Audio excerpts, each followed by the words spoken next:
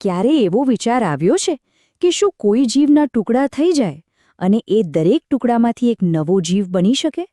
સાંભળવામાં થોડું અજીબ લાગે છે નહીં? પણ ચાલો આજે જીવવિજ્ઞાનના આ જાદુને જરા નજીકથી સમજીએ. અને ના, આ કોઈ સાયન્સ ફિક્શન ફિલ્મની વાત નથી. આ તો કુદરતનો એક અસલી ચમત્કાર છે.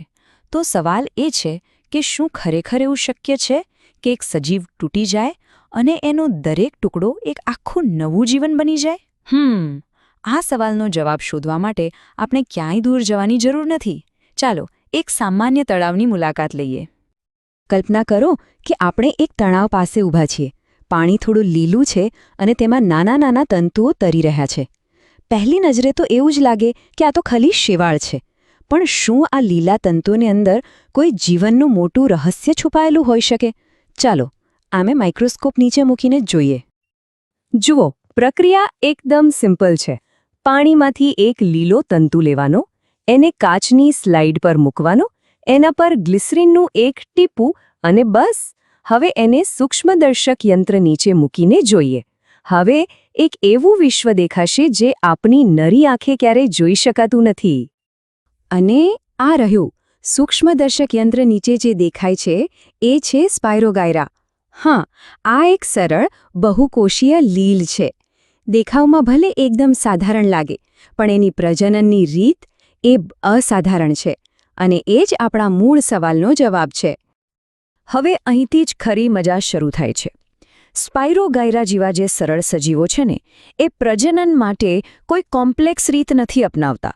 ના, એમની રીત તો કુદરતની સૌથી સીધી, સરળ અને કદાચ સૌથી અસરકારક ડિઝાઇનમાંથી એક છે. આ પ્રક્રિયાને વિજ્ઞાનની ભાષામાં કહેવાય છે અખંડન. થાય છે શું કે જ્યારે સ્પાયરોગાયરા મોટો અને પરિપક્વ થાય ત્યારે એનું શરીર આપોઆપ 2 કે તેથી વધુ ટુકડાઓમાં તૂટી જાય છે. અને જાદુ તો હવે થાય છે. એ દરેક ટુકડો એ જાતે જ વિકાસ પામીને એક આખો નવો સ્વતંત્ર સ્પાયરોગાયરા બની જાય છે. વિચાર તો કરો, એકમાંથી અનેક. કેવી અદ્ભુત ક્ષમતા છે આ! તો એનો મતલબ કે આપણને જવાબ મળી ગયો, બરાબર? કે હા, ટુકડાઓથી નવું જીવન શક્ય છે. પણ જરા થોભો, શું આ નિયમ બધાને લાગુ પડે છે? શું દુનિયાનું દરેક જીવ આવું કરી શકે છે? ના. અને અહીં જ આપણી આખી વાતમાં એક મોટો ટ્વિસ્ટ આવે છે. આ જ તો સૌથી મોટો સવાલ છે કે ભાઈ, જો સ્પાયરોગાયરા આટલી સરળતાથી આવું કરી શકે તો પછી આપણા જેવા વિકસિત પ્રાણીઓ કે મોટી વનસ્પતિઓ કેમ નહીં? શું કોઈ જટિલ સજીવ પણ આવી રીતે પોતાના ટુકડામાંથી નવો જીવ બનાવી શકે? અને આનો એકદમ સીધો અને સ્પષ્ટ જવાબ છે ના, બિલકુલ નહીં. આ અખંડનની પદ્ધતિ જટિલ એટલે કે કોમ્પ્લેક્સ મલ્ટીસેલ્યુલર સજીવો માટે કામ નથી કરતી. પણ કેમ? આવું કેમ? આનું કારણ સમજવા માટે આપણે જીવનની રચનાના એકદમ બેઝિક સિદ્ધાંત પર જવું પડશે. જુઓ, સ્પાયરોગાયરા અને આપણા જેવા કોઈ જટિલ સજીવ, માની લો કે મનુષ્ય, એ બંને વચ્ચેનો જે ફેર છે ને, એ ખાલી સાઇઝનો નથી. અસલી ફેર છે એમની અંદરની બનાવટનો, એમની આખી સિસ્ટમનો. અને આ બધો ખેલ કોષોની ગોઠવણ અને એમના કામ પર રહેલો છે. આને આમ સમજીએ. સ્પાયરોગાયરા એ કોષોનો એક સાદો સમૂહ છે. જાણે કે ઈંટોનો એક ઢગલો પડ્યો હોય. કોઈ પણ ઈંટ ગમે ત્યાં ગોઠવાઈ શકે. પણ જટિલ સજીવોમાં એવું નથી. ત્યાં તો કોષો ભેગા મળીને પેશીઓ એટલે કે ટિશ્યુઝ બનાવે છે. અને ટિશ્યુઝ જોડાઈને અંગો બને છે, જેમ કે હૃદય કે મગજ. આ તો એક પ્લાનિંગથી બનાવેલી ઇમારત જેવું છે, જ્યાં દરેક ઈંટનું પોતાનું ફિક્સ સ્થાન અને કામ છે. મતલબ કે જટિલ સજીવોમાં કોષો ખાલી ભેગા નથી થતા, એમને ખાસ કામ સોંપવામાં આવે છે. કેટલાક કોષોનું કામ છે હૃદય બનાવવાનું, તો કેટલાકનું કામ છે મગજ બનાવવાનું. આ એકદમ પરફેક્ટ ટીમવર્ક જેવું છે, જ્યાં દરેક ખેલાડીની પોતાની ભૂમિકા નક્કી હોય છે. અને દરેક ભાગનું પોતાનું અલગ જ મહત્વ છે. અને બસ આ જ મુખ્ય પોઈન્ટ છે. આવી એકદમ ઓર્ગેનાઇઝ્ડ અને વ્યવસ્થિત રચનામાં ખાલી કોષોના ટુકડા કરી દેવાથી નવો જીવ ના બની શકે. વિચારો, શું હાથનો એક ટુકડો કાપીને એમાંથી આખો નવો માણસ બનાવી શકાય? ના. કેમ? કારણ કે એ હાથના કોષોને ખાલી હાથ બનાવતા જ આવડે છે, આખું શરીર નહીં. તો સવાલ એ થાય કે જો અખંડન કામ નથી કરતું, તો પછી આપણા જેવા જટિલ સજીવો પ્રજનન કેવી રીતે કરે છે?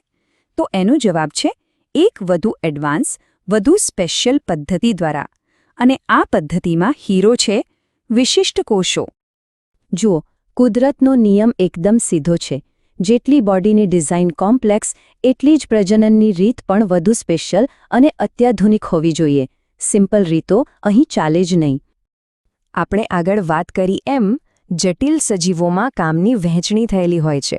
સ્નાયુના કોષો હલનચલન કરાવે, મગજના કોષો વિચારવાનું કામ કરે.